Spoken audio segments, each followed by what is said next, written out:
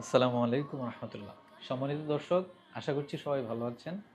স্বাগতম জানাচ্ছি আলবারের পক্ষ থেকে। আমি ইব্রাহিম টিভি। প্রিয় দর্শক, গতকাল আমাদের শপে একজন আমাদের সম্মানিত কাস্টমার উনি একটি মধুর স্যাম্পল নিয়ে আসলেন।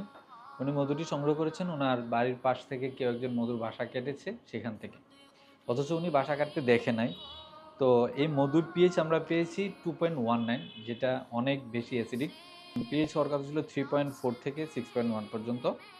তারপর তার ময়েশ্চার আমরা পেয়েছি হচ্ছে 21.1, সেটা হওয়ার কথা ছিল 25 থেকে 27 পর্যন্ত।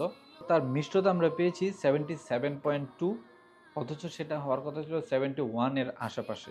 তারপর তার পার গ্রাম পুলেন কাউন্ট প্রতি গ্রামে হওয়ার কথা ছিল 5000, কিন্তু সেখানে আমরা খুবই নগণ্য পরিমাণে পুলেন পেয়েছি। তো এই হলো এই মধুর প্রাথমিক টেস্টিংয়ের ফলাফল। আসলে আপনারা কি মধু খাচ্ছেন সেটা অবশ্যই দেখে শুনে খাবেন। আমরা আপনাদেরকে সবসময় বলবো, মধু একটি উপকারী খাবার। এটা খেতে হবে নির্ভেজাল সোর্স থেকে, তাহলে আমাদের স্বাস্থ্য সুস্থ থাকবে। আর যদি ভেজাল মধু আমরা খাই তাহলে আমরা অসুস্থ হতে হবে। ধন্যবাদ সবাইকে। আলবারের সাথেই থাকুন। আসসালামু আলাইকুম রহমতুল্লাহ।